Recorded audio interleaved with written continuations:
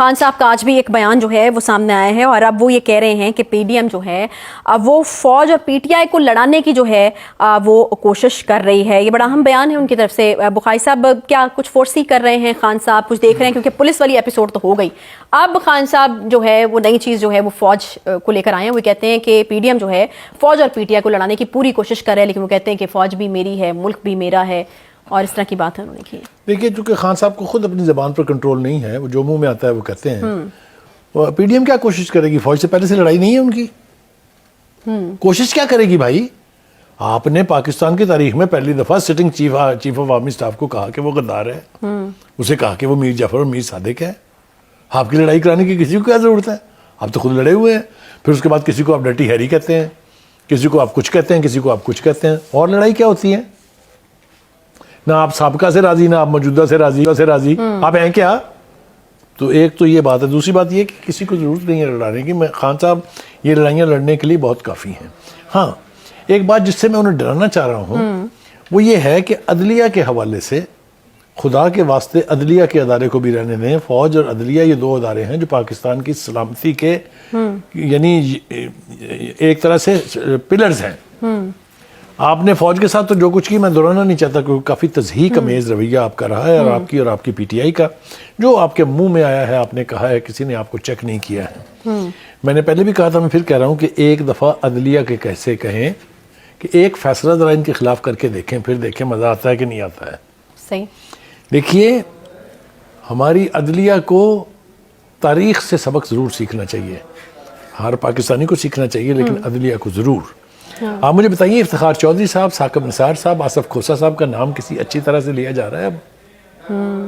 اپنے دور میں جو جوڈیشل ایکٹیویزم انہوں نے کیا اس کی کوئی مثال نہیں ملتی, لیکن ہم کیسے یاد کرتی ہے پاکستان کی عوام, اور دنیا میں انہیں کیسے جانا جا رہا ہے. اس سے پیچھے چلے جائیں مولوی مشتاق, اس فیصلے کو نہیں کہا لوگ پوری دنیا نے میں کہ it was a judicial murder. تو جج صاحب جو بھی ہمارے اس وقت ہیں ان کو بھی یہ یاد رکھنا چاہیے کہ تاریخ کبھی معاف نہیں کرتی ہے.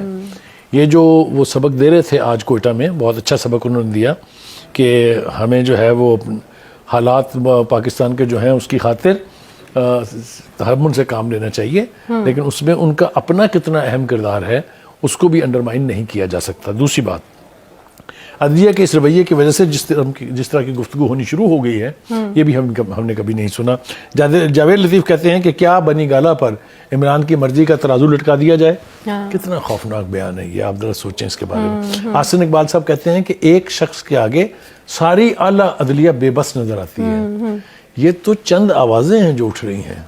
تاریخ کا پہیہ جس برق رفتاری سے گھومتا ہے, تو پھر جس طریقے سے ہماری یہ عدلیہ کے لوگ یاد رکھے جائیں گے وہ اور میرے خیال میں کچھ بہت ساری ایسی نئی چیزیں بخاری صاحب اس دور میں ہو رہی ہیں جو کہ پہلے کبھی نہیں ہوئی ہیں, وہ اب تاریخ کا حصہ بن رہی ہیں. One of the most respected designations اگر پاکستان میں کہا جائے تو چیف جسٹس جو بھی رہتے ہیں پاکستان کے ان کے پاس ہوتا ہے, یا جو بھی جج صاحبان ہوتے ہیں ان کے پاس ہوتا ہے. اچھا بخاری صاحب, ایک اور بڑی افسوسناک چیز, چونکہ ٹائم ہمارے پاس کم ہے اور یہ بڑی امپورٹنٹ چیز ہے, آئی ایم ایف کی ڈیل کو بڑی افسوسناک بات ہے کہ پھر سے ایک بار جو ہے وہ پہلے ایک دفعہ آئی ایم ایف کی ڈیل کے ساتھ جو ہوا ہم نے دیکھا, ایک بار پھر سے اس سے متنازع بنانے کی کوشش کی جا رہی ہے.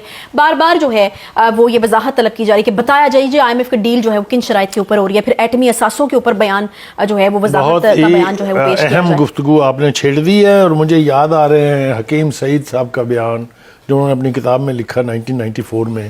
مجھے یاد آ رہے ہیں ڈاکٹر اسرار احمد کے وہ اقوال جس میں انہوں نے اس شخص کا ذکر کیا ہوا ہے. جن الفاظ میں کیا ہوا ہے وہ دہرانے کی ضرورت نہیں ہے, لیکن وہ آج ثابت اس لیے ہو رہے ہیں کہ پاکستان کے نیوکلیر پروگرام پر جتنا غیر ذمہ دارانہ بیانات پی ٹی آئی نے اور اس کی لیڈرشپ نے دیے ہیں, میرا نہیں خیال کہ ہندوستان میں یا اسرائیل میں اتنی پاکستان کے نیوکلیر پروگرام کے حوالے سے غیر سنجیدہ غیر ذمہ دارانہ گفتگو ہوئی ہو.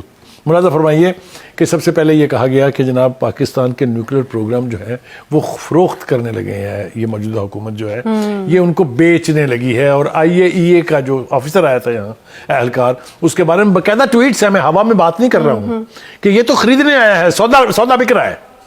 اس کے بعد دوسرا بیان آیا کہ جناب آئی ایم ایف کے ساتھ ڈیل میں پاکستان کے نیوکلیر پروگرام کے اوپر کمپرومائز ہوگا کہ آپ یہ پروگرام جو نیوکلیر پروگرام ہے اس کو آپ بند کر دیں یا اس کو آپ رول بیک کر لیں. تیسرا بیان آیا جس میں خان صاحب خود بھی شامل ہے کہ پاکستان کے اثاثے جو ہیں وہ ان کا اللہ یہ حافظ ہے, کیونکہ یہ تو اس کے اوپر کوئی نہ کوئی ڈیل ہونے والی ہے. شرمناک بات ہے یہ عائشہ کہ سینٹیکام کے چیف نے بیان دیا کہ پاکستان کا نیوکلیئر پروگرام جو ہے وہ اس سے ہم مکمل طور پر مطمئن ہیں اور وہ محفوظ ترین ہے. اس کے بعد IMF کی جو یہاں ڈائریکٹر ہے اس نے کہا ہماری پوری گفتگو میں کہیں نیوکلیئر پروگرام کا تذکرہ بھی موجود نہیں ہے. یار ہم کیا گئے یار, ہم کیا قوم ہیں, ہم کرنا کیا چاہتے ہیں؟ یہ کس کا ایجنڈا ہو سکتا ہے بتائیے مجھے, بھارت کا, اسرائیل کا یا امریکہ کا؟ کیونکہ یہ تینوں پاکستان کے نیوکلیئر پروگرام کے پیدائشی دشمن ہیں. صحیح. تو ہم کس کا انٹرسٹ سرو کر رہے ہیں؟ What are we doing? مجھے سمجھ میں نہیں آتی کہ جو PDM کے جو PTI کے فالوورز ہیں, جو اس کے لیڈر ہیں, ان کو یہ ادراک نہیں ہو رہا کہ وہ آگ سے کھیل رہے ہیں. جو ایک پاکستان کا واحد ڈیٹرنٹ ہے جس سے ہم ہندوستان جیسے بدترین دشمن سے محفوظ اپنے آپ کو محسوس کرتے ہیں, اس کے بارے میں اتنی غیر ذمہ دارانہ گفتگو. کیا نیوکلیئر پروگرام کے آرسنلز جو ہیں وہ کھلونے ہیں بچوں کے جو بازار کے اندر ٹوکری پہ رکھ کے بیچے جائیں گے؟ اور کون سی دنیا میں ہم رہتے ہیں؟ کیا سیکھا ہے انہوں نے 4 سال کی حکومت کے باوجود؟ ایک پرائم منسٹر اور اس کے جو فالوورز ہیں اتنے غیر ذمہ دارانہ بیانات دے رہے ہیں پاکستان کے اتنے سینسٹیو ایشو کے اوپر. Who are they serving? Whose friend are they? میرے لیے تو یہ سب کچھ یہ پاکستان کی سیاست میں بھی ایک نیا دور لگ رہا ہے. پہلے بھی سیاست ہوا کرتی تھی لیکن ہم دیکھ رہے ہیں کہ یہ PTI کی جو سیاست ہے بڑے سینسٹیو قسم کے جو چیزیں ہیں چن چن کر اس کے اوپر جو ہے وہ وار کیے جا رہے ہیں. اب چاہے وہ عدلیہ ہے, چاہے اسٹیبلشمنٹ ہے, یا جس طرح سے نیوکلیئر اثاثوں کی بات ہے. اور یہ میرے خیال میں ملکی سالمیت سے جڑے ہوئے کچھ نقطے ہیں. میرے خیال میں ساری حدیں جو ہیں وہ ایک بات رہ جائے گی. شاہ محمود قریشی صاحب جو ملک کے 4 سال کے قریب فارن منسٹر رہ چکے ہیں, پہلے بھی اس سے اہم پوزیشنز پر رہ چکے ہیں, وہ انہیں تو بالکل شرم آنی چاہیے پرائم منسٹر سے یہ تقاضا کرتے ہوئے کہ آپ نیوکلیئر پروگرام کے اوپر وضاحتی بیان دیں.